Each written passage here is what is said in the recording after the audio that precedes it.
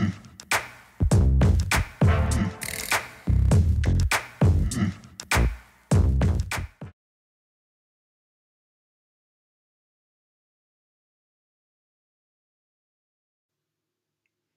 there, and thanks for clicking on the video. Today we're going to be looking at the ADI Part 1 theory test. There are 100 questions on the Part 1 theory test. I'm not going to go through all 100 questions, or go through 100 questions. I'm just going to go through 25, just to get an idea of what to expect. I've basically not done a theory test since I qualified as an ADI sort of 8 or so years ago. So it'll be interesting to see how I get on. So, let's begin the test.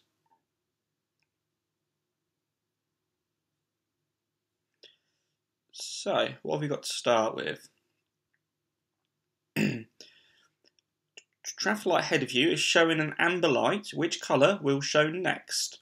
So a steady amber light means basically you must stop at the stop line unless you've already crossed the stop line or are so close to it, pull up might cause an accident. So basically, it's going to be red next because amber's saying to you need to stop unless it's unsafe to stop, essentially. So it's got to be red alone. You must treat a Pelican Crossing. How must you treat a Pelican Crossing that crosses the road with a straight line and has a central island? So Pelican Crossing. So I don't know what this is all about. Crossings in daylight and darkness. I don't see why that affects things. It's got to be either 2 crossings or 1 crossing. I'm pretty sure it's 1 complete crossing, because if it's 2 separate ones, it would normally be staggered, where they're saying it's perfectly straight. It's just thrown me off slightly. It's saying it's got a central island. I'm going to go with 1 complete crossing, so I'm pretty sure if they're staggered, that's when it's 2 separate ones. What's the purpose of the yellow lines painted across the road? So they use these on approach to roundabouts and junctions. You've probably seen them before. They're almost like rumble strips, and the lines get closer and closer together as you get closer to the roundabout. So basically you're driving over them. Because they get closer and closer, it has this sensation of making you feel like you're driving fast, particularly if they are bumpy, and it'd be like and it'll feel like your car's falling apart. So it's basically about slowing you down. It's traffic calming. So to warn you to slow down. So help choose the correct lane. No, it wouldn't be that one. Even though you should have chosen lanes before the yellow lines. To tell you the distance to the roundabout, sort of, but that's more what the countdown markers are, so 200 yards away. To help keep you the correct distance. No, it's not about distance. That's about the chevrons, the sort of white triangles, and you keep 2 chevrons apart when you're on some motorways. That's if the motorway has it. Not many motorways have it, to be fair. The chevrons are a really good idea. So driving in town and want to turn left, what should you do if pedestrians are crossing at a junction? Drive on, giving them plenty of room. Give way to them. Sound your horn and proceed. Stop and wait from the cross. So you're in town, you want to turn left. Pedestrians, which different are crossing at the junctions. It's not saying they're looking to cross, they are crossing. So drive on, giving them plenty of room. Basically, that's trying to say steer around them. Sounds a bit dodgy. Give way to them. Yep, sounds plausible. Sound your horn and proceed. Stop and wave from the cross. So it could be one of these two, couldn't it? This is probably what a lot of people do. Stop and wave from the cross. But we shouldn't be waving and beckoning and flashing other road users, including pedestrians. As if when we sort of wave them, if we say to them, come on, you can go, they'd be so busy looking at you, they might not look the other way and see the car coming, or they might not look beyond you and see the motorcycle overtaking you, and then get hit by that motorcycle or the other road user coming the other direction. So it's got to be give way to them, but don't wave them. Let them make their own decision and cross in their own time. So Toucan Crossing, different from Pelican Crossing. So Toucan. So 2 types of road users can use the crossing. So pedestrians and cyclists. It's going to be something to do with that. So Toucan Crossing, cyclists can cross with pedestrians. So that sounds very correct. There's a continuous flashing amber beacon at Toucan Crossing. A continuous flashing amber beacon is on the Belisha beacons, that's the black and white stripy poles, on a zebra crossing, so it's not that one. There were no road markings at a Toucan Crossing. No, I think all crossings have road markings, don't they? So I don't know any crossing that doesn't have road markings.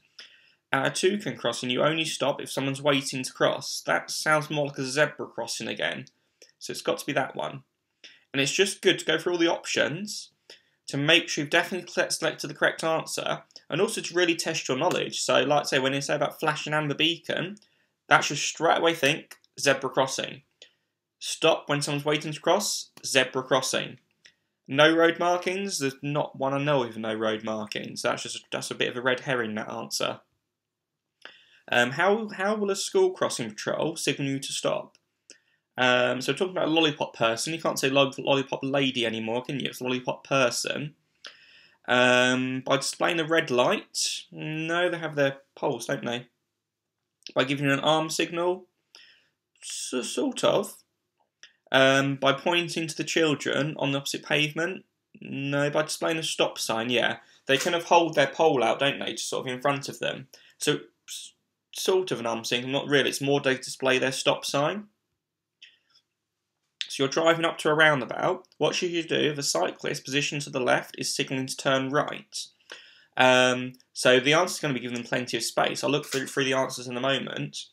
But if a cyclist positions to turn left, they often do it because if they go to the inside of the roundabout, it can be quite scary for a cyclist, and they can almost get trapped as people will be overtaking them and they won't be able to exit the roundabout, particularly if it's a busy one. So cyclists and horse riders will often use the outside lane, the left lane, to turn right to try to stay out of the way of traffic. So give the cyclist plenty of room. So it's not going to be sound your horn. Overtaking the right, no, because like I say, if they're positioned to the left and signalling right, they are going to be coming round to the right. If you overtake them, you might collide with them. Signal to the cyclist to move across. Come on, cyclist, get across. No, give the cyclist plenty of room. What colour are the reflective studs between the lanes and the motorway? So there is a nice picture you can use to help understand the reflective studs on the motorway. I'm going to put that up just now.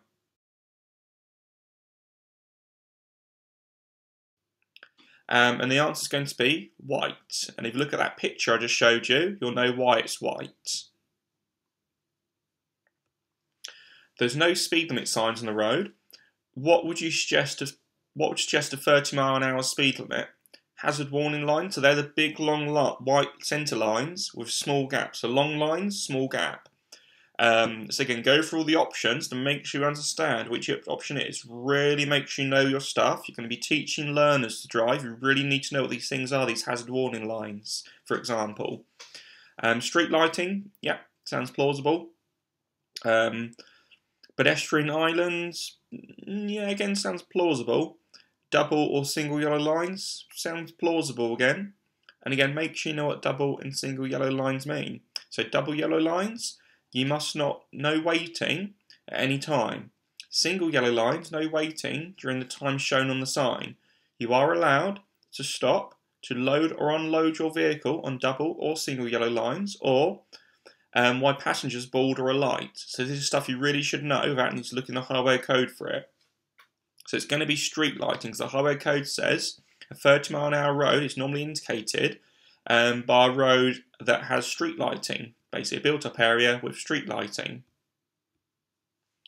What is the speed limit likely to be where you see street lights but no speed limit signs? That's the same question, isn't it? Going to be 30 miles per hour. Which vehicle is most likely to follow an unusual course at a roundabout? So again, we had one similar to that a moment ago. It's going to be cyclist or horse, isn't it? I've not looked at the answers yet, though. Oh, what cyclist horse actually isn't there? So, it's got to be long vehicle, isn't it? Because it needs to take a wider berth to do a turn, because their back will cut in. If they, for example, keep too close to one of the sides, when they turn left or right, their vehicle might clip the curbs or mount the roundabout because they're so long. So it's going to be a long vehicle. Never seen a milk float recently. Very rare these days. How is overtaken on the one-way street different from overtaken on a two-way road? In a one-way street, overtaking isn't allowed. Yeah, it is allowed. In a one-way street, you can overtake on the right or left. In a one-way street, you can only overtake on the right side, or you can only take on the left side. So, it's going to be you can overtake on the right or left. So you might know the phrase undertaking. It's not an official phrase in the highway code or any of the DVSA publications, but you probably know what I mean by undertaking. Basically overtaking someone on the left side. And it's strongly advised against. It's not illegal. It's not a law in the highway code saying you must not do it, but it's strongly advised against. They say you should only overtake on the left in 3 situations. Number 1 is if the vehicle in the right lane is signalling to turn right. So basically the idea being they're pretty confident they're going to stay in that right lane and they're not going to suddenly change back to the left and they think, oh god, I'm right lane hogging. So you can overtake them, they're indicated to turn right. Or if it's in slow moving traffic, for example, it's gridlock on a motorway, or there's a traffic queue approaching a roundabout. And it actually has to be queuing. It can't just be slow moving, like going at like 30 miles an hour on a 50 mile an hour road. It needs to actually be queuing, so kind of crawling speeds, kind of, sort of maybe less than 10, 20 miles an hour. It's not an exact number to it, but it does need to be queuing traffic, not just a slow moving driver. And then the third time is on a one-way street. So you can overtake on the left on a one-way street. The vehicle in front is indicating to turn right, and if it's in slow-moving queuing traffic, those would be the 3 times. So again, you should know those things without needing to look in the highway code. Because these are things your learners are going to ask you. And if you don't know this stuff now, when you come to teaching your learners, particularly if you're on your Part 3 test, and then the learner asks you about, oh, am I allowed to overtake on the left? Or if you let them overtake on the left when they shouldn't, it's not going to go down very well in your Part 3 test. So you're at a junction controlled by traffic lights. When should you wait, even if the green light is showing? When pedestrians are waiting to cross? No, if they are crossing, obviously let them wait, but they'll say they're waiting to cross. It's not that one. When you think the lights may be about to change? No, because it says when should you wait. If the question was when should you slow, maybe it'd be that one. We think the lights might change, but it says when should you wait. When you intend to turn right, that sounds plausible. When your exit from the junction is blocked, yeah, it's got to be that one, isn't it? I was thinking it could be when you intend to turn right, because if you're turning right at traffic light from the major road into the minor road, you've just got a normal green light. Of course, you need to give way to oncoming traffic unless you have a green filter arrow. But it doesn't seem to specify about that. It could just be turning right at a T-junction controlled by traffic lights. So it's more likely going to be when your exit is blocked. So sometimes there will be 2 answers that both sound plausible, and you need to pick the more appropriate one. You need to really know your stuff and really read the question and the answers carefully. Who has priority when traffic lights are out of order? So nobody, even though they don't specify here, but it almost goes back to normal rules, doesn't it? If it's a traffic light controlling the T-junction, then you'd basically give way to the main road. If there's a traffic light controlling the roundabout and the traffic lights are broken, you give way to the right. Like you would do a normal roundabout, but they haven't specified that, so we put nobody. When should drivers use the right-hand lane on the 3-lane motorway for turning right? Well, first on a motorway, you can't turn right on the motorway. It's always going to be a slip road off to the left, and then it'll go to some sort of roundabout. So it can't be that one. For passing slip roads joining the left, yeah, but it's all sort of. If there's a slip road joining, you might move out, but you wouldn't. The far right lane, would you really need to go to the 3rd lane if there's people trying to join? Maybe the middle one, but not necessarily the far right lane, the 3rd lane. For overtaking, yeah, that's what lanes are for. For driving fast, so yeah, it's not a fast lane. Often there's the sort of misconception on the motorway you have the slow lane and the fast lane. That's not true. There's no such thing as slow lanes and fast lanes. There's the left lane, the normal driving lane, and then any of the lanes to the right of that are overtaking lanes. So it's for overtaking. You're driving in town and you see these lights flashing. What hazard would you expect to see? That appears to be the ones you get at near schools. The amber light flashes up and down. So an ambulance station. No, I think an ambulance station you might get the ones you most get in level crossings, the same sort of lights as that, but that's more often fire stations. But a level crossing with no barrier. No, a level crossing with no barrier. The level crossings, the lights will be flashing red from left to right. And the left to right motion is supposed to represent a shake of the head. No, don't go. So if someone's colourblind, they can tell that it's saying stop, don't go, by the direction the lights are turning in, without having to look at the colour. An opening bridge, again, I think that's probably more like a flashing red light left to right. So don't go yet, the bridge is still opening. So it's going to be a school crossing, isn't it? What should you do when you're following the motorcyclist on an uneven road? So they might swerve, mightn't they? They're on an uneven road, they're trying to avoid your potholes so they don't fall off, and avoid any oil on the road and any slippery surfaces. So allow extra room, allow extra room so they can swerve potholes. Overtake immediately. No, if you overtake them, then they swerve around a pothole. That's not going to end well. Allow the same room as normal, because road surfaces do not affect motorcyclists. That's completely wrong. Road surfaces most definitely do affect motorcyclists. Drive closely to them so you can be seen in their mirrors. Normally, if one of the options is ever drive closely, that's not good. We want to be keeping a safe following distance. Typically, at least a 2-second gap. Which lane should you normally use on a 3-lane motorway?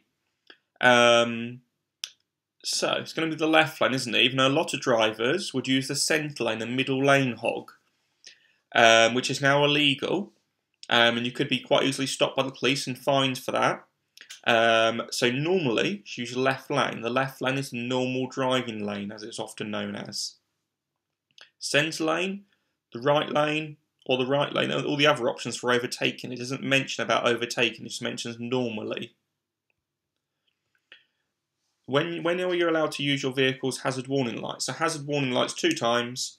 If you're broken down and causing an obstruction on the road, or if you're slowing down for a hazard ahead on a motorway or a dual carriageway. Let's now look at the answers, see what's there. When you've stopped a vehicle and it's temporarily obstructing traffic. It doesn't mention about broken down, does it? When you're driving at night without headlights, I wouldn't really want to drive at night without headlights. Pretty dangerous and pretty illegal. When you're parked on double yellow lines, that's what people use hazard lights for, but hazard lights don't give you a free pass to park wherever you want. It's still illegal to park there. You're still going to get a fine, you're still going to obstruct traffic, and all the above. When you're driving slowly because you're lost, if you're lost, park up somewhere, look at a map, set up your sat-nav. So it's got to be that one. It doesn't mention about broken down as any worrying thing. But I suppose that's implied. It's the most appropriate option. That's something you have to do, go the most appropriate option. Where would you usually find the information sign indicating you're approaching an exit from a motorway? 1 mile, half a mile, countdown marker, beginning of the slip road. When would you usually find the first information sign? Because you actually get assigned to all these points normally. The first one's going to be a mile. You normally typically get a sign at a mile, which is basically saying to you, your exit's coming up soon, start thinking about getting back to the left lane and start finishing off your overtaking. Then half a mile is basically saying to you, stop overtaking, your turn's coming up pretty soon. And then the first countdown marker, that'd be the sign with the 3 lines on, that'd be your 300-yard marker. That's when you normally start your signalling to exit. And then at the beginning of the slip road, you get one final sign, just to confirm where the exit is. So from far away, if you see the 3rd sign in the distance, you know your exit's there to help you to judge how far away it is if you're not sure of what a mile or half a mile is. So basically it's going to be 1 mile before the exit. So broken down the dual carriageway, how far should you place the red warning triangle? So nice way to remember this. So red warning triangle, if you're in snooker, think about the snooker triangle that you get. It's like the red warning triangle, again it's a triangle, and you put all the red balls in there before you break. And based in snooker, the maximum break score is 147. So think of triangles, think of snooker, think of 147. 147 feet or 45 metres. What should you do when you're driving in poor visibility? Use your vehicle's side lights to reduce glare for other road users, other drivers. Side lights are often known as parking lights. It's the same thing. And as the name suggests, you should use side lights or parking lights for parking. Typically, when you're parking at night on a road with a speed limit of more than 30 miles per hour. The idea being that the speed limit is more than 30 miles per hour, there will not be street lighting on that road.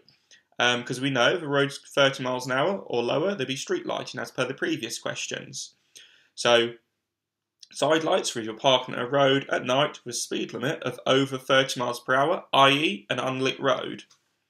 I don't know why they just say it in the highway code, but they don't add that unlit road bit. It's the first bit I mentioned. Make sure you can stop within distance you see to be clear. Yeah, that makes sense. Use the tail light of other vehicles to guide.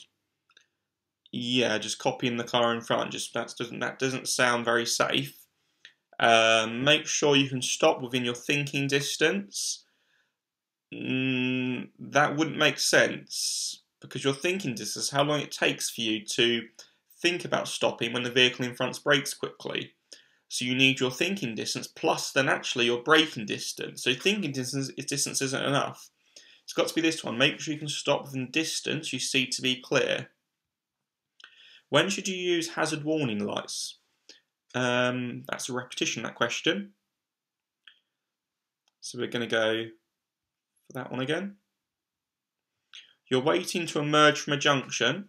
What should you do if a vehicle is approaching quickly from your right with its left indicator flashing?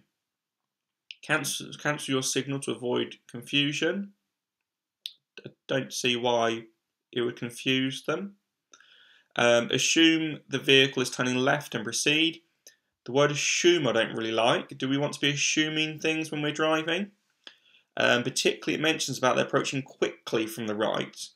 So when we're turning left, we should be looking at their speed to see if they're actually slowing down for the turn, because that can confirm they are going to be doing what their indicator is telling us they're doing. So it's not going to be that one. Make sure the vehicle's turning left before proceeding. That sounds quite correct. Apply the parking brake, select neutral and wait. Yeah, it's not going to be that. It's what some people often believe you need to do on driving tests, is when you're like stopped in certain situations, is just always go handbrake neutral and wait. But you don't really do that if you're stopped for quite a while, perhaps at a traffic light, or if you're stopped at level crossing. At a T-junction, you wouldn't want to be doing that. It's going to delay you going. We do want to be driving confidently and making progress when we can. We don't want to be adding in unnecessary delays. How should you turn right at a mini roundabout? Drive over the central markings. It's an overbout.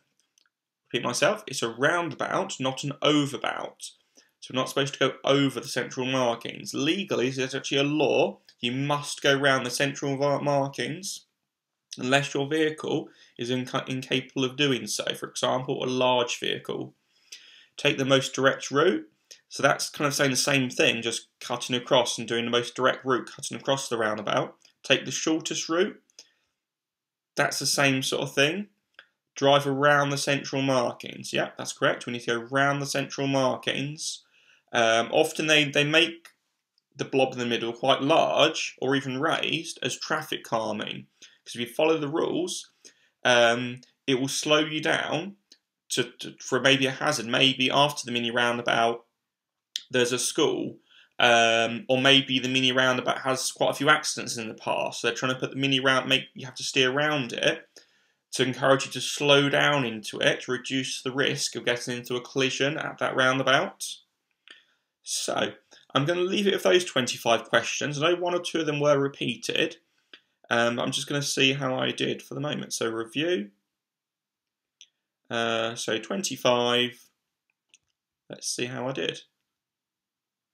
So 24 out of 20. Well, no, it's like obviously 24 out of 100, but I only did 25 questions. Let's check. Apparently I got one incorrect. How should you turn right at a mini roundabout? That's strange. It didn't seem to accept my answer, but I clicked that. It's probably because I ended the test before I pressed next question or something. But basically, I've got that one correct. So I've got 25 out of 25. Do bear in mind, though, with this this website I'm using to practice these questions, it doesn't appear to be using all the questions from the official DVSA question bank. Probably because the website I'm using is a free one. But I thought I'd just do it to help give you guys a bit of an idea of what sort of things you might be asked, and just to see how me as a driving instructor might answer these questions, how I might think about these questions. To really make sure you give yourself the best chance of passing your part 1, and more importantly, you get your knowledge so you can pass it on to your learners in your part 3, and also you can demonstrate that knowledge in your part 2. And basically, make sure you sign up to a decent website. Make sure you pay for it. If it's free, it's probably free for a reason, because it's not particularly great. I'm going to leave in the description below a good website you can go to help revise for your part 1, and also some books that you can basically buy that are going to help. So hopefully this video was helpful, and thanks for watching.